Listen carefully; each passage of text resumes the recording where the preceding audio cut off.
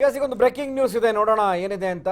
ನಾನು ಮುಖ್ಯಮಂತ್ರಿ ಆಗುವವನು, ಉಪಮುಖ್ಯಮಂತ್ರಿ ಅಲ್ಲ ಅಂತ ತಮ್ಮದ್ದೇ ಶೈಲಿಯಲ್ಲಿ ಮತ್ತೊಂದು ಬಾಂಬನ್ನು ಸಿಡಿಸಿದ್ದಾರೆ ಶಾಸಕ ಉಮೇಶ್ ಕತ್ತಿ. ಈ ಮುಖೇನ ತಾನು ಮುಖ್ಯಮಂತ್ರಿ ಆಕಾಂಕ್ಷಿ, ಆ ಆಸೆನಲ್ಲಿದ್ದೀನಿ, ಆ ರನ್ವೇನಲ್ಲಿದ್ದೀನಿ ಅನ್ನೋದನ್ನು ಮತ್ತೊಮ್ಮೆ ತಮ್ಮ ಆಸೆಯನ್ನು ಬಿಚ್ಚಿಟ್ಟಿದ್ದಾರೆ. ಈ ಹಿಂದೆ ಪ್ರತ್ಯೇಕ ಕರ್ನಾಟಕಕ್ಕೆ, ಪ್ರತ್ಯೇಕ ಉತ್ತರ ಕರ್ನಾಟಕ ಹೋರಾಟಕ್ಕೆ ಭಾಷ್ಯವನ್ನು ಬರೆದಂತಹ ಮುಂಚೂಣಿ ನಾಯಕರಲ್ಲಿ ಒಬ್ಬರು ಚಿಕ್ಕೋಡಿಯಲ್ಲಿ ಶಾಸಕ ಉಮೇಶ್ ಕತ್ತಿ ಈಗ ಈ ಹೇಳಿಕೆಯನ್ನು ಕೊಟ್ಟಿದ್ದಾರೆ.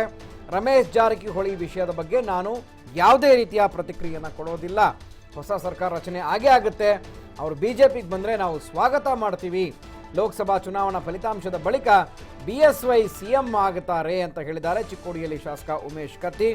ಈ ಮುಖೇನ ಮತ್ತೊಂದು ಮುನ್ಸೂಚನೆಯನ್ನು, ಹೋರಾಟದ ಮುನ್ಸೂಚನೆಯನ್ನು ಕೊಟ್ಟಿದ್ದಾರೆ. ಅಂದರೆ ನಾನು ಮುಖ್ಯಮಂತ್ರಿ ಆಗುವಂತಹ ಅಭ್ಯರ್ಥಿಯ ಹೊರತು ನಾನು ಉಪಮುಖ್ಯಮಂತ್ರಿ ಅಲ್ಲ. ಏನು ಇವರ ಮಾತಿನ ಅರ್ಥ, ಈ ಮಾತಿನ ಒಳಮರ್ಮ ಏನು? ಮುಖ್ಯಮಂತ್ರಿ ಆಸೆಯನ್ನು ಬಿಚ್ಚಿಟ್ಟಿದ್ದಾರೆ ಶಾಸಕ ಉಮೇಶ್ ಕತ್ತಿ. ಪ್ರಾಂತೀಯ ಸ್ಥಾನಮಾನ ಅಥವಾ ಪ್ರಾಂತ್ಯಗಳಿಗೆ ಅವರು ಮನ್ನಣೆಯನ್ನು ಕೊಡುವಂಥದ್ದಾದರೆ, ಅಥವಾ ಜಾತಿವಾರು ಮನ್ನಣೆಯನ್ನು ಕೊಡುವಂಥದ್ದಾದರೆ, ಯಾರು ಮುಖ್ಯಮಂತ್ರಿ ಆಗಬೇಕು ಅನ್ನೋ ನಿರ್ಧಾರದಲ್ಲಿ ನಾನು ಕೂಡ ರೇಸ್ನಲ್ಲಿದ್ದೀನಿ. ನಾನು ಉಪಮುಖ್ಯಮಂತ್ರಿ ಆಗೋನಲ್ಲ, ನಾನು ಕೂಡ ಮುಖ್ಯಮಂತ್ರಿ ಆಕಾಂಕ್ಷಿ ಅಂತ ಶಾಸಕ ಉಮೇಶ್ ಕತ್ತಿ ಮತ್ತೊಮ್ಮೆ ತಮ್ಮ ಬಾಣವನ್ನು ಬಿಟ್ಟಿದ್ದಾರೆ.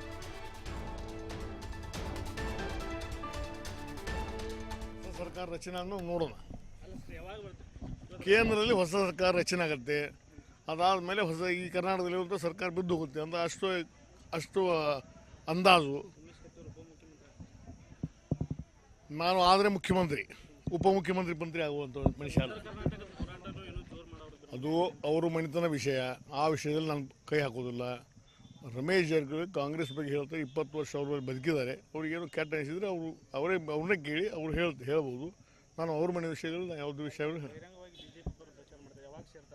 ಬರೋವರಿಗೆ ಸ್ವಾಗತ ಮಾಡ್ತೀವಿ. ನಮ್ಮದೇನು ತೊಂದರೆ ಇಲ್ಲ. ಹೊಸ ಸರ್ಕಾರ